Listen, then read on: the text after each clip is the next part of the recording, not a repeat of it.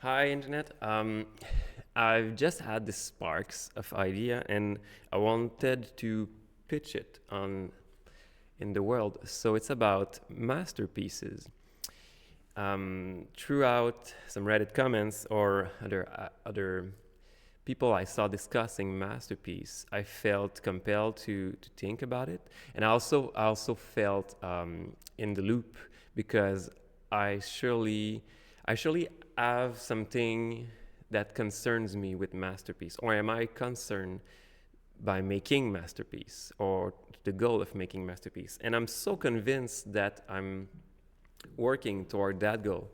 So what I would like to do is to kind of circumvent um, what I think is a masterpiece now and what I think is doing a masterpiece. What's inside? What's the difference in between um, a regular artwork and a masterpiece, which sounds like a class of artwork, obviously above or of high importance or excellence or maybe all those things all together.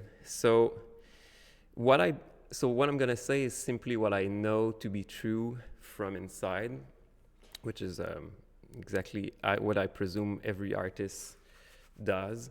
And so let's go.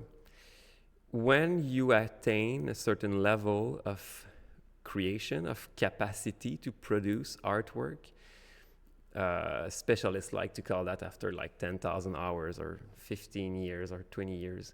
But you sure does attain a kind of plateau. And after that plateau, you've worked so much then that you realize at one day that, okay, I can now make everything that I want to do. I'm a, I know the technique, I know the planning, and then what this plateau let you access is a new kind of imagination, and it's actually yeah. I mean, this subject is actually my favorite subject because when you attain this plateau, and so I'm just gonna talk. I'm taking so much precaution. It's because it's a very high stake discussion, and at the same time, I believe it should be democratized. It shouldn't be hidden. So it's a bit about talking about the secrets, which is forbidden, but I also believe at the same time that people won't figure out what I'm talking about until they're there, or they're simply not going to be interested in it. So if you're watching that, maybe you're at the right place.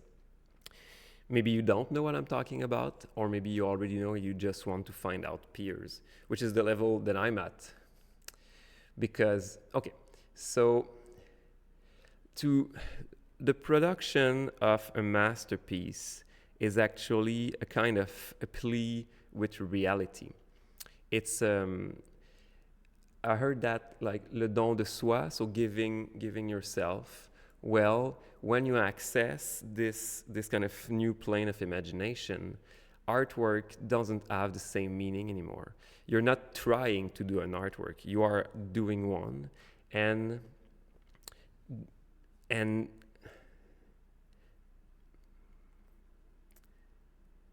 what is it? What is it? It's always like that. It's always like the an area near the end of language. Maybe it's because it's not that much fun to speak of. Okay, so after you access that plateau, you have the choice just to stay there and continue doing what you've been doing for the last 20 years, or you can try to reach the next plateau. And the next plateau is reached by producing masterpiece, because in the next plateau it's the council of the masters. You access the imagination of the world. You tap in the imagination that the masters tap in. And so the plea with the reality is that you gain access to that place quite easily after having completed sufficient work. So let's just call that the 20 years threshold. But then it's like a subscription. It's a bit bastardy, but it's you're gonna keep getting the ideas from the master, the council of the masters, or what the council of the masters taps in, or what it's make as a brotherhood, sisterhood stuff, like community. And as long as your work incarnate properly the download you're making. So it's like maybe it's like cybersecurity system. You're gonna get the material, but there's a very fine blueprint you have to follow. So the material you're getting is gonna be crystallized, organized in the proper way that will produce the aura of the artwork of the masterpiece. And then that's how you become a master, because you're able to get from, transform, and honor the flows. And I feel that this is how I'm starting to sketch how this is the don de soi, to give yourself to the work, because you actually step aside from the current, from the natural flow of things, as to say. It's so special because, this calls from new kind of emotion inside creation. I believe love, as cringy as it always is, maybe the cringe of love is a secure device system. If you're too affected by the love of the cringe of love, you're not worthy. And so yeah, and this is the practice of the master. This is how you can continue on failing to become a master, because you do not honor the download, the contract. It's a contract with reality, or call it God, or whatever you like, because it comes from outside. It comes from outside of you, and it has its own rules, which are absolutely abstract. It's not like you got to finish this artwork in 10 hours. It's rules of behavior. It's rules of intent. It's rules of will. Yes. And the rules are very clear with the download, like the mode d'emploi, the build. Anyway, the rule set is very clear. It's also coming very clearly to you in the download. And what will jeopardize the activity is actually some things like your ego, greed, malicious plan, little goals, little ideas. I don't know, like receiving the idea, saying, oh, how much money can I do with that? Or can I also travesty this idea to accomplish this goal or this goal? And very often that are going to be motivated by greed or ego, or trying to attain social status or stuff like that. And it's gonna affect the true output, which is the artwork. And I believe, and this is why I'm making this video, and I believe that there's a lot of things that happened after. So the masterpiece is a newborn in reality. It's a new part of the world. Yes, exactly. So then people can look at it. It can change their conceptualization of many things, art indeed, but maybe other, like war, love, their own personal structural identity. So much. It's a new epimorphic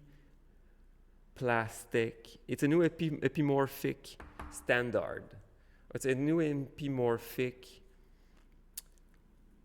proposition, and so people can then morph themselves from this thing.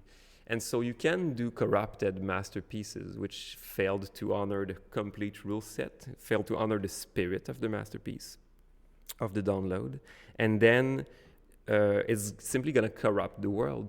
It's going to be lesser than it should be, like in percentage, or in maybe it's not that quantitative, maybe it's more qualitative. But anyway, it's not going to be the thing that should have been.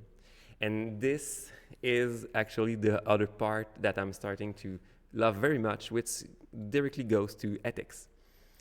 Then you are a corrupted master who produce lesser pieces, even maybe so dangerous pieces, and you actually encumber the world with trash. But with very dangerous trash, because it may appear very competent, it may appear as a masterpiece, but it won't be the ultimate masterpiece. It won't be the idea as it has should been. It would be lesser. And because of that, it will still be epimorphic because it's real true power, but it's gonna morph like morphogenesis. It's gonna produce childrens, but that will be less and less, not less and less. They will be flow like the genetic cascade does, but you're going to be one step away from truth. That's going to go. Yeah, truth. I didn't thought about truth too much. Oh, yeah, I did thought about truth. Maybe that's another video. I'm just going to start with it. I don't want to forget it. So I saw that beautiful user on Reddit said, truth costs and knowledge pays. And it really did a toll on me, not at all, but it really affected me because at that time I was exactly in a situation when I was revealing truth to a community. And I was paying, it was costing so much. It was costing in money, obviously, but it was costing more on reputation, social status, ego, stress, anxiety. It was revealing a truth was costly. I paid for that. And at the same time, I was starting I had a teaching contract. So I was there, it's very easy. And I just had to show up and talk about the thing I knew. And the way how it was easy really revealed me like, oh, now I'm getting paid with very low effort because I'm actually sharing my knowledge. And I saw how those two things were completely opposed. When you have knowledge and you present it elsewhere, you're not revealing truth. You're not making something new to the world. You're just like distributing. And so that's the knowledge cost, truth cost and knowledge pays. But what I found in the contemplation of that idiom is that it's the cost you pay in truth, it's actually an investment. It's not simply like a cost like you pay an apple at the grocery store, like the money doesn't come back. It's not a value exchange. Is that you put truth in the world, it costs you, but just like when you invest $10,000 in a bank account or in a fund or whatever, you don't have the $10,000 anymore, but it's somewhere else, and it's somewhere else that's gonna come back later. And I think this is a very nice twist on truth cost. It's gonna cost you. You're gonna pay from different kind of source to put the truth in the world, but it's actually gonna be kicking back. You're gonna benefit from it later on. And I really love this. And I think even more, what I loved about that was the anticipation of suffering. The cost here is suffering. You pay in pain.